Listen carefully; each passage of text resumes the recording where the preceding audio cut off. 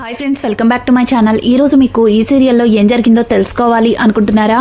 అయితే వెంటనే మనం సీరియల్లోకి వెళ్ళిపోదాం. ఇక అవని అయితే మీనాక్షితో, అమ్మా ఎలా అయినా సరే నిన్ను బయటికి తీసుకొచ్చే బాధ్యత నాది, నువ్వే కంగారు పడకమ్మా అని అంటుంటే, ఇక మీనాక్షి, చూడమ్మా అవని, నేను ఇప్పటి వరకు పడని కష్టం అంటూ లేదు. భర్త కోసం, పిల్లల కోసం ఎంతో కష్టపడ్డాను. ఇది నాకు పెద్ద కష్టమేమీ కాదు. ఇంకా చెప్పాలి అంటే నాకు ఈ విధంగా రెస్ట్ దొరికిందేమో అంటూ ఇక మీనాక్షి మాట్లాడిన మాటలకి అవని, అమ్మా అలా మాట్లాడకమ్మా, ఎలా అయినా సరే నిన్ను బయటికి తీసుకొస్తాను అంటూ ఇక అవని అయితే బయటికి వచ్చి స్టేషన్ బయటే కూర్చుని బోరున ఏడుస్తుంది. ఇంకా అక్షయ్ అయితే అవనికి నచ్చ చెప్తూ ఉంటాడు. ఇంతలో అక్కడికి భరత్ అయితే వస్తాడు. భరత్ ఇంకా చాలా ఫాస్ట్ గా లోపలికి వెళ్లి మీనాక్షిని చూస్తాడు. ఒక్కసారిగా మీనాక్షి, నాన్న భరత్ అంటూ ఇక భరత్ ని తన రెండు చేతులతో తన మొహాన్ని దగ్గరికి తీసుకుంటుంటే, ఇక భరత్, ఎందుకమ్మా ఇలా చేసావు అంటూ ఇక భరత్ అయితే మీనాక్షిని నిలదీస్తూ ఉంటే, ఒక్కసారిగా మీనాక్షి, అంటే నువ్వు కూడా ఈ తప్పు నేనే చేశానని నమ్ముతున్నావా? చూడు, అక్కని కాపాడడం కోసం నేను నిందని నా తల మీద వేసుకున్నాను. అక్కని కాపాడడం కోసం ఇంతకంటే ఏం చేయాలో నాకు తెలియలేదురా. కానీ నువ్వు నన్ను అనుమానిస్తున్నట్టు మాట్లాడుతుంటే నాకు చాలా బాధగా ఉందిరా అంటుంటే, ఇక భరత్, అమ్మా చెయ్యని తప్పుకి నిందని ఎందుకు అనుభవిస్తున్నావని నేను కూడా అడుగుతున్నాను. అసలు నువ్వు శిక్షని అనుభవించడమేంటి?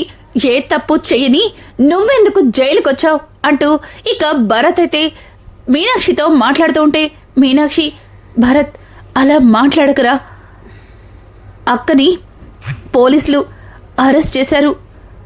నేనుండగా అక్కని అరెస్ట్ చేస్తుంటే నేను ఎలా ఊరుకుంటాను?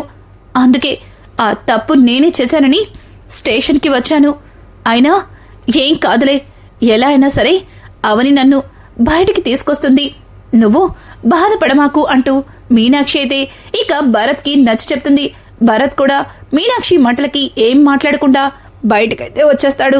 ఒక్కసారిగా అవని ఇక భరత్ని చూసి, తమ్ముడు, అమ్మకేం కాదు తమ్ముడు, నువ్వేం కంగారు పడకు, నేనేదో ఒకటి చేసి అమ్మని బయటికి తీసుకొస్తాను తమ్ముడు అంటూ ఇక అవని అయితే భరత్ దగ్గరికి వెళ్ళి భరత్తో చెప్తుంటే, ఒక్కసారిగా భరత్, అమ్మనే కనుక బయటికి తీసుకురాకపోతే నేనేం చేస్తానో కూడా నాకే తెలీదు.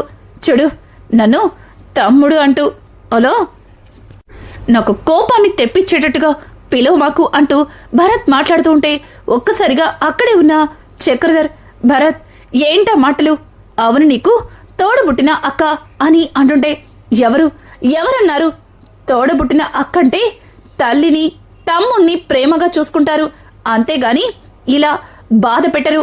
అయినా అమ్మలా చూసుకునే రాజేశ్వరి అమ్మని తోసేసి ఆవిడ చావుకి కారణమయ్యావు. నువ్వు చేసిన తప్పుకి అక్కడ అమ్మ శిక్ష అనుభవించేలా చేశావు. ఇంకా ఏం తెలియనట్టు నా దగ్గర ప్రేమని నటించద్దు. చూడు, నీ ప్రేమని చూస్తుంటేనే నాకెందుకో భయంగా ఉంది. తరువాత నన్నేం చేస్తావా అని నాకు కంగారుగా ఉంది అంటూ ఇక భరత్ మాట్లాడుతుంటే, ఒక్కసారిగా అక్షయ్, భరత్ నువ్వనవసరంగా నోరు పారేసుకుంటున్నావు. అక్కడ ఏం జరిగిందో తెలియకుండా పల్లవి చెప్పిన మాటల్ని గుడ్డిగా నమ్ముతున్నావు అని అంటుంటే, చూడండి, నేను ఎవరు చెప్పింది నమ్మట్లేదు, జరిగిందే మాట్లాడుతున్నాను. చూడండి, మీ వల్ల మా అమ్మకేదన్నా జరగరాంది జరిగితే నేను ఊరుకునేది లేదు. అమ్మ సేఫ్గా బయటికి రావాలి అంటూ ఇక భరత్ అయితే అక్కడి నుంచి వెళ్ళిపోతాడు. ఒక్కసారిగా అవని, ఎవండి చూసారా, వాణ్ణి నేను తమ్ముడని కూడా పిలవకూడదట. వాడు చూసారుగా ఎలా మాట్లాడుతున్నాడో, దీన్నంతటికి కారణం పల్లవినే అని చెప్పి ఇక అవని మాట్లాడుతూ ఉంటే, చక్రధర్, చూడమ్మా అవని, పల్లవికి మీనాక్షినే తన కన్న తల్లని తెలియక తను ఇలా చేసింది. ఒకసారి మనం పల్లవితో మాట్లాడితే పల్లవికి అన్నీ అర్థమవుతాయి అని అంటుంటే, ఇక అవని అయితే, నాన్న ఇప్పుడు ఇట్లాంటి పరిస్థితుల్లో మనం అమ్మే తన కన్న తల్లని చెప్తే తనని బయటికి తీసుకురావడం కోసం మనం కావాలని ఈ స్టోరీ చెప్తున్నామని పల్లవి అస్సలు మన మాట వినదు. పల్లవి ముందు ఎందుకు ఇలా చేసిందో తెలుసుకుంటాను. అంతా తెలిసి కూడా ఎందుకు ఇలాంటి పొరపాట్లు చేస్తుందో పల్లవికి అర్థమయ్యేలా చెప్పడానికి ప్రయత్నిస్తాను అంటూ ఇక అవని అయితే పల్లవి దగ్గరికి వెళ్తుంది. ఇక పల్లవి అని గట్టిగా పిలవడంతో పల్లవి కిందకి దిగుతుంది. వచ్చావా? నువ్వు వస్తావని ముందుగానే గెస్ చేశాను. ఏంటి, ఎందుకొచ్చావు? మీ అమ్మకి బెయిల్ ఇప్పించడానికి నానా తంటాలు పడి బెయిల్ రాకపోయేసరికి నా దగ్గరికి వచ్చినట్టుగా నాకు అర్థమవుతుందిలే. చూడు, మీ అమ్మ చేసింది మామూలు తప్పు కాదు, ఒక మర్డర్. మరి మర్డర్ చేసిన వాళ్ళకి బెయిల్ అంత ఈజీగా ఎలా వస్తుంది? నిజానికి మీ అమ్మ స్థానంలో నువ్వుండాలి, కానీ నువ్వు తప్పించుకుని మీ అమ్మని బలే ఇరికిచ్చేశావు అంటూ పల్లవి మాట్లాడుతూ ఉంటే పల్లవి పిచ్చి పిచ్చి వాగుడు వాగేవంటే చెంప పగులుతుంది అని అంటుంటే, చూడు, నీకు చెంప పగల కొట్టడం కంటే మనుషుల్ని తోసేసి చంపడం బాగా అలవాటు కదా అని చెప్పి ఇక పల్లవి అయితే అవనితో మాట్లాడుతూ ఉంటే అవని అయితే, చూడు పల్లవి, నువ్వు పొరపాటు పడుతున్నావు. నిజంగా పిన్నిని మేమెవ్వరం తోసేలేదు. అక్కడ జరిగిన గొడవకి పిన్ని ఆవేశపడుతూ ముందుకొచ్చింది. అలా వచ్చేటప్పుడు తను అక్కడే ఉన్న ఒక కర్ర మీద కాలేసి జారి వెనక్కి పడిపోయింది. తనని ఎవ్వరూ చంపలేదు. నువ్వు నా మీద కోపంతో ఇంకా పగలు ప్రతీకారాలంటూ ఇట్లాంటి పిచ్చి పనులు చెయ్యమాకు. ఇప్పటికైనా నిజమేంటో తెలుసుకో అంటూ అవని అయితే పల్లవికి నచ్చ చెప్తుంటే, నువ్వు నాకు చెప్పేదేంటి? నాకు ఎవ్వరూ నిజం చెప్పక్కర్లేదు. నాకు ఏం జరిగిందో అంతా తెలుసు. నా కళ్ళతో నేను చూశాను. మా అమ్మని నీ చేతులతో నువ్వు తోసేశావు అని అంటుంటే ఒక్కసారిగా అక్కడైతే రాజేంద్ర అలాగే కమల్ అయితే వస్తారు. ఏంటి, మీ అమ్మని తోసేసింది వదనే అన్నమాట, నువ్వు అంత క్లారిటీగా చూసావన్నమాట అంటూ ఇక కమల్ మాట్లాడుతుంటే ఇంకా పల్లవి అయితే కమల్ని అలాగే వాళ్ళ ఇంటికి వచ్చిన రాజేంద్రని చూసి షాక్ అయిపోతుంది. ఇక పల్లవి అయితే, ఏంటి, ఈ ముసలోడికి కోమా నుంచి బయటకు వచ్చేసాడా? ఇప్పుడు కమల్ భవన్ తీసుకుని నేరుగా ఇక్కడికే వచ్చాడంటే ఖచ్చితంగా ఈ ముసలోడిని చంపాలని ప్రయత్నించింది నేనే అన్న నిజం కమల్ బావకి చెప్పేసి ఉంటాడు. ఇప్పుడు నేను ఏం చేయాలి అంటూ పల్లవి భయపడుతుంటే ఇక కమల్, హలో, ఏంటి అడుగుతుంటే సమాధానం చెప్పవేంటి? నువ్వు మీ అమ్మని తోసేసింది అవని వదినే అంటూ పదే పదే గొంతు చించుకొని చెప్తున్నావు కదా, మరి వదిన తోసినట్టు నీ దగ్గర ఏదన్నా సాక్ష్యం ఉందా అంటూ ఇంకా కమల్ అయితే పల్లవిని అడుగుతూ ఉంటే పల్లవి, అది ఏంటి బావా అలా మాట్లాడుతున్నావు? నేను అవని యొక్క తోసేయడం నా కళ్ళతో చూశాను, అందుకే చూసిందే చెప్పాను. కానీ నువ్వేదో అవని ఏ తప్పు చేయనట్టు మా అమ్మని నా చేతులతో నేనే చంపేసి కావాలని అవని అక్క మీద వాళ్ళమ్మ మీద నిందలు వేస్తున్నట్టు మాట్లాడుతున్నావేంటి బావా అంటూ ఇంకా పల్లవి అయితే కమల్ని అంటుంటే ఇక ఇంతలో చక్రధర్, అవును, నా చెల్లెల్ని పొట్టన పెట్టుకుంది నువ్వే అని అనడంతో ఒక్కసారిగా పల్లవి షాక్ అయిపోతుంది. ఇక అప్పుడే వచ్చిన పెద్దావిడ రాజేంద్రని చూసి, రాజేంద్ర, నువ్వు కోమా నుంచి బయటకు వచ్చేసావా? నేను ఇలా చూస్తుంటే నిజంగా నాకు చాలా సంతోషంగా ఉంది. కానీ రాజేశ్వరి మనకి లేదన్న సంగతి గుర్తుకొస్తుంటే నాకు గుండె పగిలిపోతుంది. ఆ దేవుడు ముసల్దాన్ని నన్ను తీసుకుపోయినా సరిపోయేది, నా కూతుర్ని తీసుకుపోయాడు. దీన్నంతటికీ కారణం ఇదిగో ఇక్కడున్న నీ పెద్ద కొడలే అంటూ పెద్దావిడైతే ఇక రాజేంద్రతో మాట్లాడుతుంటే, రాజేంద్ర, అమ్మా, నేను దాని గురించి మాట్లాడడానికే వచ్చాను. చెప్పు పల్లవి, రాజేశ్వరిని చంపింది నువ్వే కదా, మరి పల్లవి మీద అవని మీద నిందలేస్తున్నావేంటి అని అంటుంటే ఒక్కసారిగా పల్లవి షాక్ అయిపోతుంది. మావయ్య, మీరేమంటున్నారు? మా అమ్మని నేనెందుకు చంపుకుంటాను? మీరు కోమాల నుంచి బయటకొచ్చారు కానీ మీ మెదడు సరిగా పని చేస్తున్నట్టు లేదు అంటూ పల్లవి మాట్లాడుతూ ఉంటే, పని చేస్తుంది మా నాన్నకి కదే, నీకు బ్రెయిన్ పనిచేయట్లేదు అంటూ కమలైతే ఇక పల్లవిని లాగొక్కటి పీకుతాడు. ఒక్కసారిగా పల్లవి, బావా అని గట్టిగా అరిస్తే, అరవకు, గట్టిగా అరిస్తే గొంతులు నులిమి చంపేస్తాను. ఏంటి, నువ్వు రాజేశ్వరి అత్తయ్యని చంపడం కళ్ళారా చూసావా? మరి రాజేశ్వరి అత్తయ్యకి అంతకు ముందే ఆవిడ తాగున్న జ్యూస్లో నువ్వు ఏంటి కలిపావు అని అడగడంతో ఒక్కసారిగా పల్లవి షాక్ అయిపోతుంది. నేనెందుకు కలుపుతాను అంటూ ఇక కమల్ని అడుగుతుంటే ఇంతలో రాజేంద్ర, నువ్వు కలిపావు. నువ్వు రాజేశ్వరికి స్లీపింగ్ టాబ్లెట్స్ కలిపేసి తనకి ఇవ్వడం నా కళ్ళతో నేను చూశాను. అప్పుడు నేను మాట్లాడలేని పరిస్థితిలో ఉన్నాను కాబట్టి మాట్లాడలేకపోయాను.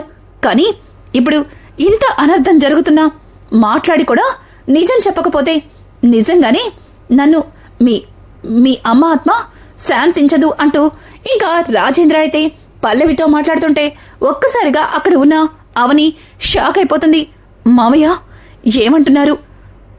రాజేశ్వరి పిన్నికి పల్లవి మత్తు టాబ్లెట్స్ ఇచ్చిందా అని అంటుంటే, అవునమ్మా, అవును, 1, 2 కాదు, ఫుల్ బాటిల్లో ఉన్న అన్ని టాబ్లెట్స్ని ఒకేసారి జ్యూస్లో కలిపిచ్చేసింది. అంటే తను రాజేశ్వరిని చంపాలని ప్రయత్నించినట్టే కదా అని అంటుంటే ఇక పల్లవి అయితే, లేదు, మా అమ్మని నేనెందుకు చంపుతాను? మీరు కావాలని నా మీద కుట్ర వేస్తున్నారు. మీనాక్షిని కాపాడడం కోసం నన్ను ఇరికించాలని చూస్తున్నారు అని అంటుంటే ఇక అక్కడే ఉన్న పెద్దావిడ, రాజేంద్ర, నువ్వు ఏం మాట్లాడుతున్నావో నాకైతే అర్థం కావట్లేదు. అయినా రాజేశ్వరిని పల్లవి ఎందుకు చంపుతుంది? అసలు తనకేమవసరం? ఎక్కడైనా కన్న తల్లిని ఏ కూతురన్నా చంపాలనుకుంటుందా అని అంటుంటే ఇంకా అప్పుడే ఇంటికి వచ్చిన భరత్ అక్కడ జరుగుతున్న గొడవ మొత్తాన్ని చూసి గుమ్మం దగ్గరే ఆగిపోతాడు.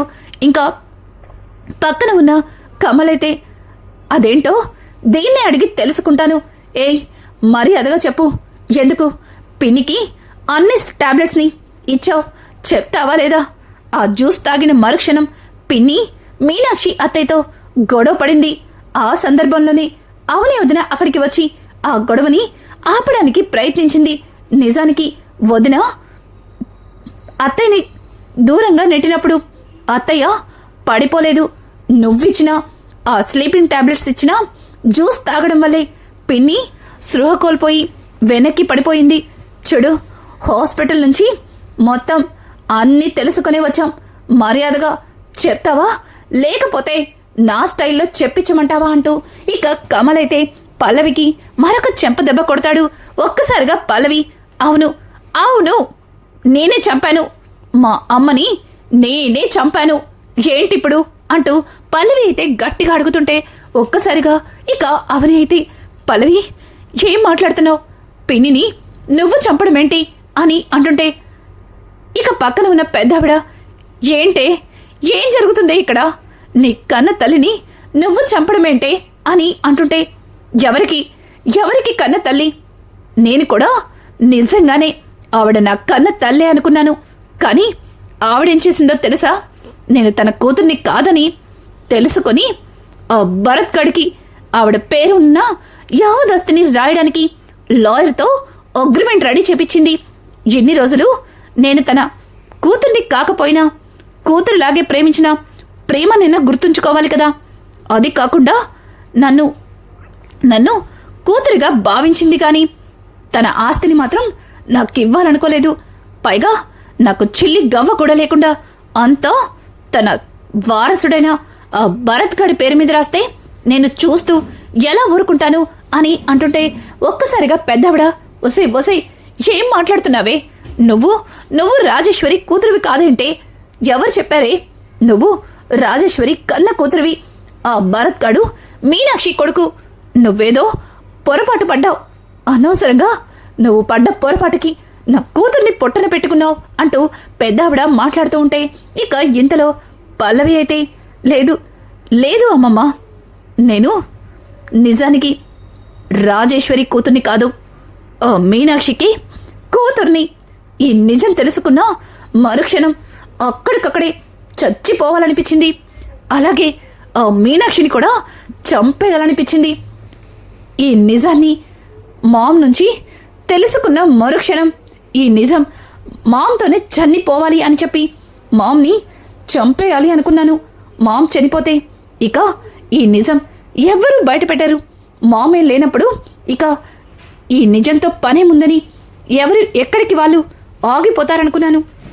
అందుకే రాజేశ్వరిని చంపేసి ఆస్తిని నా సొంతం చేసుకోవాలనుకున్నాను.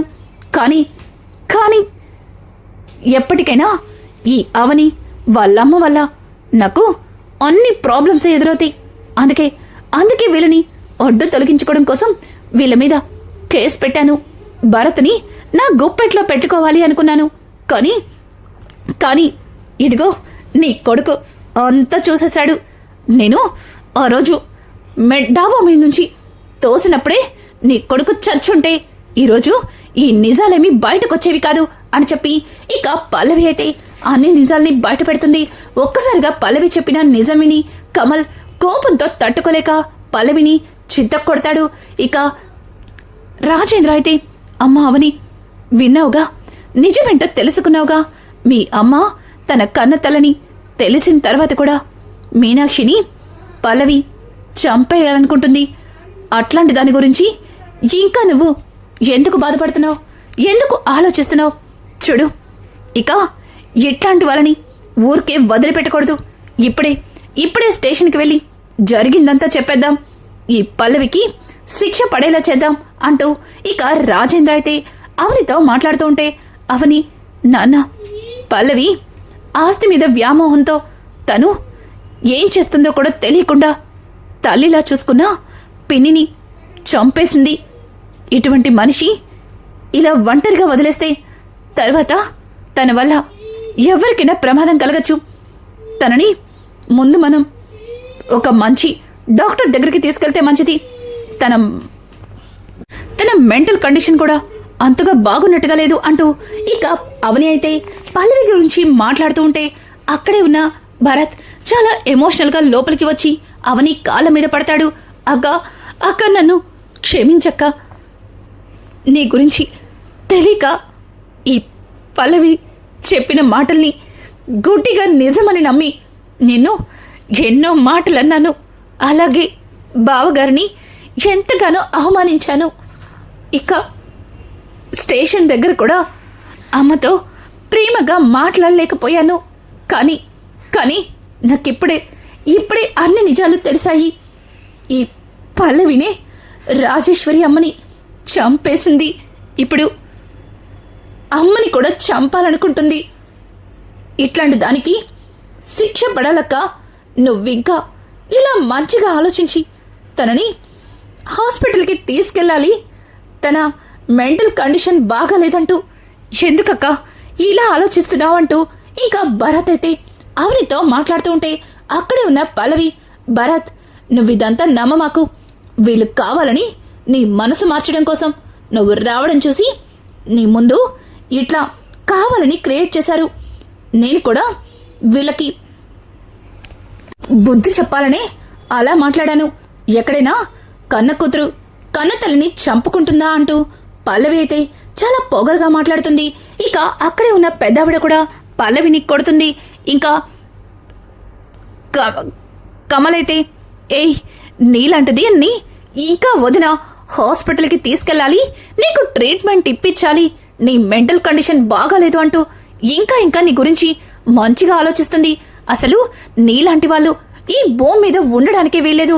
నిన్ను అంటూ ఇంకా కమలైతే పల్లవి గొంతు పట్టుకుని గట్టిగా నులిమేస్తూ ఉంటాడు. ఒక్కసారిగా రాజేంద్ర అలాగే అవని ఇద్దరు కూడా కమల్ని ఆపడానికి ప్రయత్నిస్తారు. ఇక కమల్ పల్లవి గొంతు గట్టిగా నులుముతుంటే పల్లవి, బావా ఆగు బావా, వదులు అని అనేలోపే ఇంతలో అక్కడికి పోలీసులైతే వస్తారు. ఇక పోలీసులు రావడంతోనే భరత్, సార్, రాజేశ్వరి అమ్మని చంపింది నిజానికి మా అక్క కాదు, అదిగోండి తనే రాజేశ్వరి అమ్మకి స్లీపింగ్ టాబ్లెట్స్ ఇచ్చి తనకి తానుగా పడిపోయేలా చేసింది. తను పడిపోవడం, అలాగే బండరాయికి తన తల గుద్దుకోవడం, ఇదంతా తనకి కలిసొచ్చింది. ఇదంతా తను కేవలం ఈ ఆస్తి కోసమే చేసింది. చూడక్క, ఈ ఆస్తి కావాలని చెప్తే నిజంగా నువ్వెక్కడ చెప్తే అక్కడే సంతకాలు పెట్టుండేవాణ్ణి. కానీ నువ్వు అలా కాకుండా ఆస్తి కోసం అమ్మని చంపేసి ఇలా మా అమ్మని అక్కని ఈ కేసులో ఇరికించి మరింత బాధ పెట్టాలనుకున్నా నీ క్యారెక్టర్ నాకు అస్సలు నచ్చలేదు అంటూ ఇక భరత్ అయితే అసహించుకుని, చూడక్క, నాకు రాజేశ్వరి అమ్మ అలాగే మా అమ్మ మీనాక్షి ఇద్దరూ సమానమే. ఎవరు నాకెక్కువ కాదు. మా అమ్మని కాకుండా రాజేశ్వరి అమ్మ కోసం, తన వెనుకున్న ఆస్తి కోసం ఇక్కడే ఉండిపోతానని నువ్వెందుకక్క అలా అనుకున్నావు? నీ వల్ల దేవత లాంటి రాజేశ్వరి అమ్మ చనిపోయింది. ఛీ, ఇంకా నీ మాటలు నమ్మి ఇక్కడ నేను ఎలా ఉండగలను అంటూ ఇక భరత్ అయితే పల్లవిని అసహించుకొని అక్కడి నుంచి అవనితో బయటకైతే వెళ్ళిపోతాడు. ఇంకా కమల్ అలాగే